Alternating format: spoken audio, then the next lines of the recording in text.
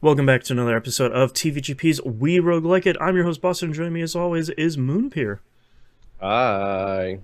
Two quick pieces of production news here at the beginning. Let's talk about our next game before I forget at the end of this episode, like I always do. Next one is Gunfire Reborn. That's out of early access here.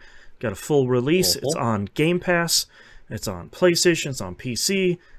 It might be on Switch. Forgot to check before I started. But anyways, you probably own a platform it's on. People seem to really love this, so let's finally get our way to it now that if you didn't know, we don't really play unless there's like a super extenuating circumstance. We don't really play early access games on the show because I feel like, especially with roguelikes, we get into the position. It changes so much. And also, it's like, we've been in early access for like 2 years. We've got one biome. There you go. We sort of, there are so many roguelikes that are out, we kind of gravitate towards the ones that are feature complete and kind of all the way finished. So next game is going to be Gunfire Reborn. Also, we are on vacation next week, so we're going to take a week off. We're going to take an extra week to get our science thoughts together after a big giant game like Atomicrops. So we'll be a week off, and scientists will come back in 2 weeks here. So Atomicrops, final week 4. How did things go, Moon? I'm now on year 8. Okay. Year 8 comparison. I have beat year 10. Dude. At some point I was like, you know what? I haven't played year 7 in a while. Let me try 7, and I murdered that run. I was like, okay, well, let's try year 8. Murdered that run, and I was like, okay, well, let's keep this train rolling. Let's go to year 9. Destroyed that run. I was like, well, great. I should be ready for year 10. Let's do this. I was not ready. Year 10 is for real, dude. I ended that run with 1 heart out of a maximum of 5 hearts. That was a rough run. Enemies move way faster. Bullets move way faster. Everything has so much health. Good to know.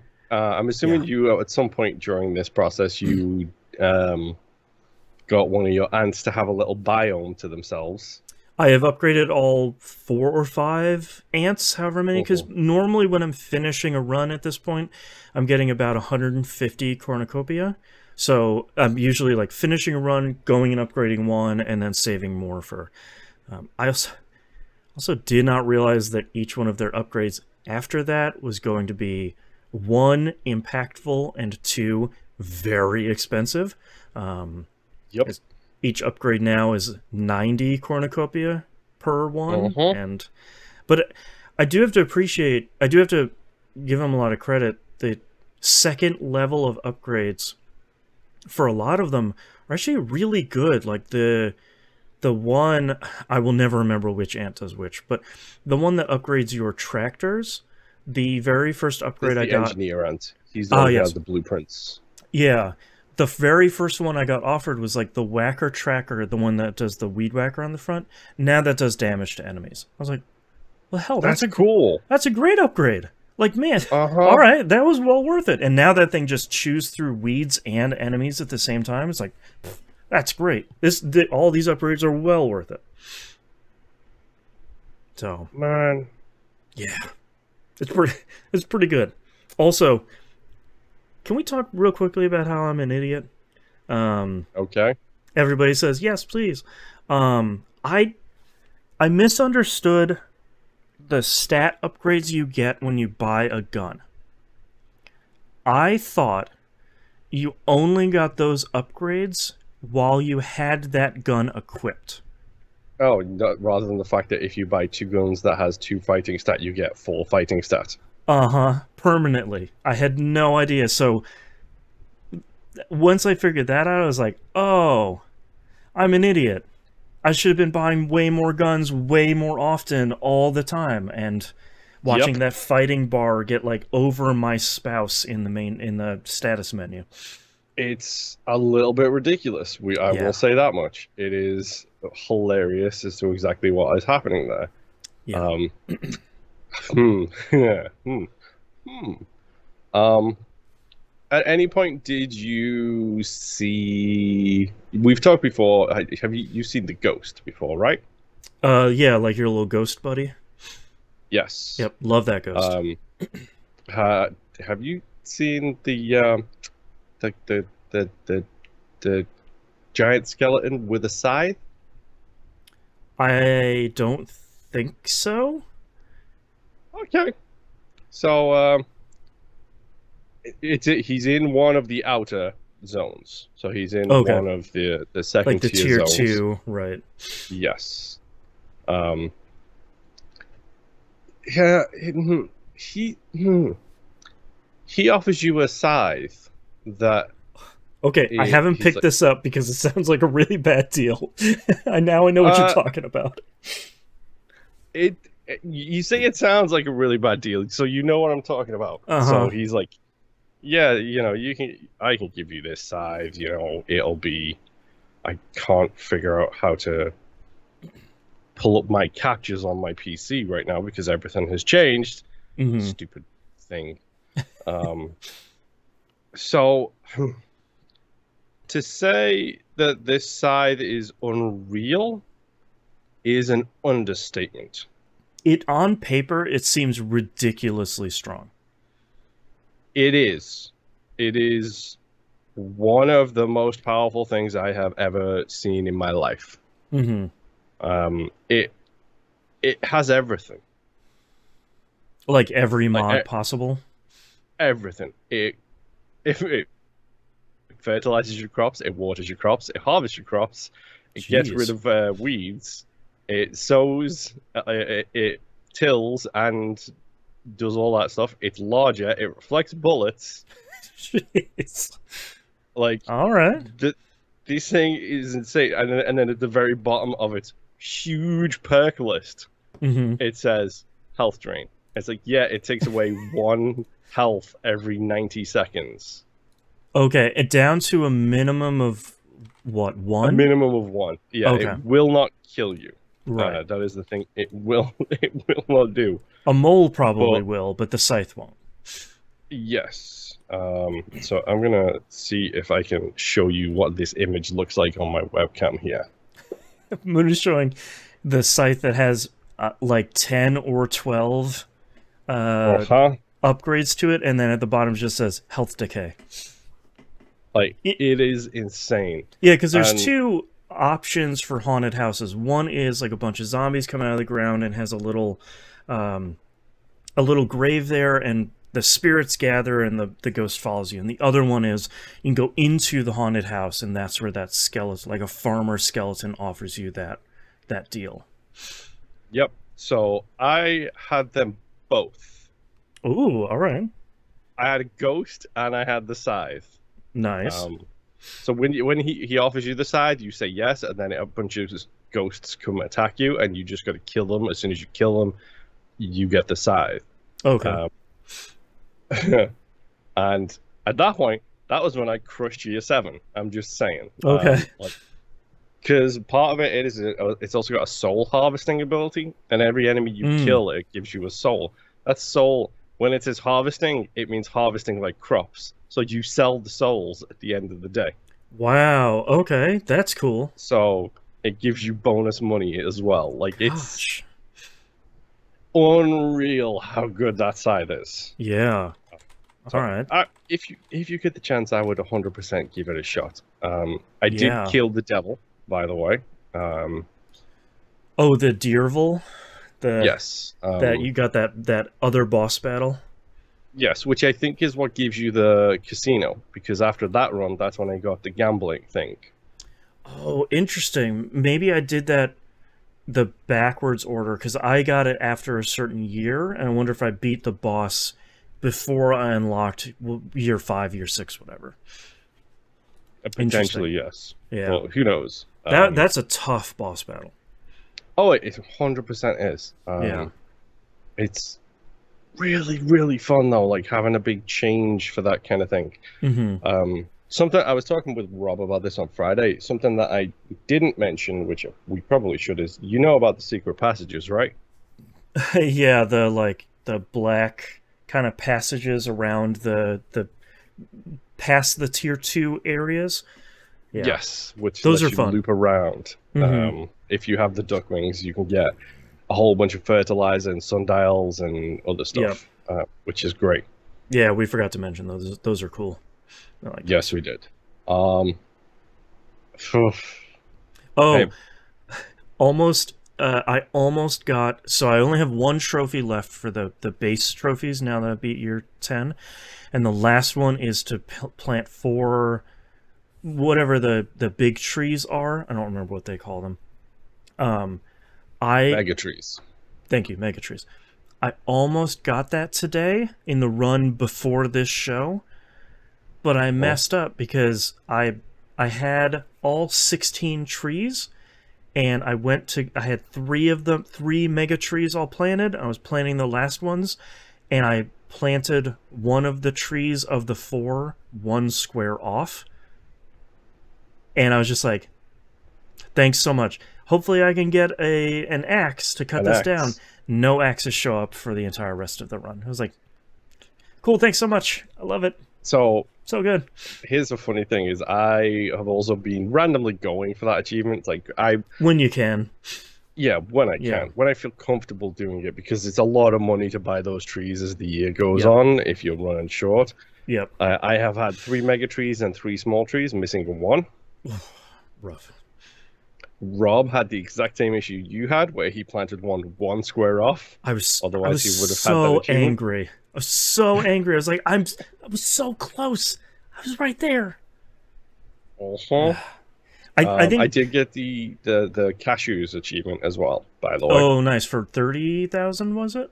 Yes, Nice. 30,000 cashews. Yeah. I think if there's one complaint I have for this game, I think that it can be a little bit hard to plant stuff on the console version exactly where you want to put it without like spinning your reticle around and getting it to the right spot and like doing a little bit like back and forth dance, especially when you're trying to plant trees or you're trying to plant the planter boxes. If you're trying to get into like a specific pattern or something, that can get a little bit. You can see it very much where it's like, this would be so much better with a mouse. I just point where I need to and then get the, but that's like literally my only complaint about this game. Yeah, like this game is so good, dude. Yeah. Yeah. Like, it's unreal how good this is. Yeah.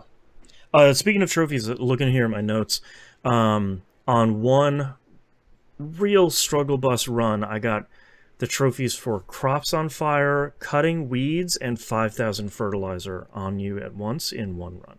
It was very much like Nice. yours, where you fought the final boss, and I'm like, I got no seeds, I got no crops, I have 0 trees, I really don't have anything to do, so here we go. Let's see how long this takes. I think it was like a 20-minute boss fight. I was just like, well, I'm just gonna be cutting weeds like crazy. Let's do this. So that was pretty nice. 5,000 fertilizer. I barely got that at the very, very, very end, though. And that was the one I was most worried about. But the rest of them are all like, destroy the moon, or kill 6 elite enemies in one day without getting damaged. And it's like, man, I don't know. Jeez, that's rough. So Yeah, it's so when this is one of those like peak roguelike games, which is it's like when you were on a run, you were on a run. When yep. it is, you are handling everything easily. You can see the matrix and you're like, I've got the perfect gun, it's got the perfect mods, I'm exactly as overpowered as I need to be. Let's go. Yeah, and then on the flip side, when it's not the run, it's not the run. Yeah, thankfully, I feel like I'm having that less and less now. I feel like when I have those runs, it's when I go back to town and it's like, well, here's the flying squirrel gun and the butcher's cleaver gun. And I was like, well, I'm not buying either one of those because those are worse than the pea shooter. And then you go back to the town and it's like, well, here's the flying squirrel gun and the leech. And it's like, well, I'm not buying either one of those because leech is fine. It's just way too much like back and forth work for me to do. I'd rather I kind of like the sniper. I like the auto shotgun quite a bit. Like if you I hate that thing. The thing is if you're playing as the second guy, the gun mod guy, the majority of the time I'm getting an additional mod for massively increased range. The number of shells you have. So I'm going in, I'm just dump for like 15 shells and then just walking away for a minute and then just going to the next group of enemies and just dumping like crazy. Otherwise it's a little rough, but with that character it feels pretty good. I hate that guy so much. Yeah. The sniper I feel like is pretty good. The minigun of course is still great. Still my favorite is the spud gun. Spud gun, potato gun, whatever they call it. That's still a real good one. I'm torn because like I will almost always take the leech because the leech allows me to do the laziest amount of work ever, especially if you get the extra leeches because it gives you a whole bunch of fertilizer which gives you more money faster. That's true. And because you use that obviously to increase the size of your crops and everything else. But it's also locked on and tracking, so I can pull that trigger, hold it, and then just dodge the bullets that are coming at me from the enemies while I'm still doing damage. That's true. Yeah, it gives you like an auto aim, auto fire thing. That's true. Yeah, Leech is one of those things where it's like I know it's strong and I know it's good. It just kind of drives me crazy, so I never pick it up. And like I know I'm missing out on a really good weapon, but I just can't do it. Yeah, understandable to be completely honest. Yeah. God, I'm trying to think of what else to talk about with this game other than I'm happy we picked it. The scientists will have quite a choice here in a couple of weeks, and I could go back downstairs and keep playing it right now. I will keep playing this. Spoiler alert. It's in the perfect spot for me where I know enough about it and I know enough of the items by sight that when you get the 2 crates that you can open, you get the items, it's like, oh, perfect, this is the build I'm going for. I know what this... Oh, I definitely don't want this one. I definitely want this one. Like, it has gotten to the point where it's just action-y enough to be fun. It's just mindless enough to be kind of in the right spot for me right now, where I'm like, I could play this very verbose RPG over here. I could play this very tricky puzzle game over here. But what if I just kill a bunch of rabbits out in the fields and grow horrible plants with faces on them? How does that sound? Yes. And that sounds very good. I love how pink this game is. Yeah. Like, this game, like, you do not see pink in games enough. That's true. As a color. Yep. It's just not really very used. And the times it is used, it's used in, like, that Far Cry game and Rage 2 to be, like, how alternative they are. But this is very subtle and understated usage of pink. And I really do like it. That's a good point. Yeah. Man, I really like this game. If you've listened to this point and you haven't bought this game, you really should. I think it's on sale on PSN right now for $5, which is just jeez, way cheaper than it should be. That's like 200 hours worth of enjoyment for $5, which is wild. So yeah, please go play Gunfire Reborn. Go play Gunfire Reborn for our next episode, but please go play Atomicrops, and it's so good. Yeah, it's ridiculous. Yeah. All right. That is our month of Atomicrops. Thankfully, very happy we played it. Very happy We get one of these games on the show every once in a while where it's just like, we know nothing about it. Whoops, it's one of the best roguelikes of all time. All right, great. That's two in a row, though, really, isn't it? With I can't remember the name of the last game we played. The space game, Alpha 1. Oh, Centauri. Genesis Alpha 1. We've got Genesis Alpha 1. We've got Loop Hero. We've got Slay the Spire. Vampire Survivors was before that. Like, we've had a string of really great games. Difficult to do. I'm just saying. Yeah, I'm not really looking forward to it. Yikes. Yeah. Don't lie. Yes, you are. I love ranking so much. Gosh, it's so good. All right. Before we start ranking more stuff, because I can't contain myself, thank you so much, everyone, for listening. We are off next week. Don't forget, so the scientists will be back in 2 weeks. And we hope we'll see you all next run. Bye. Bye.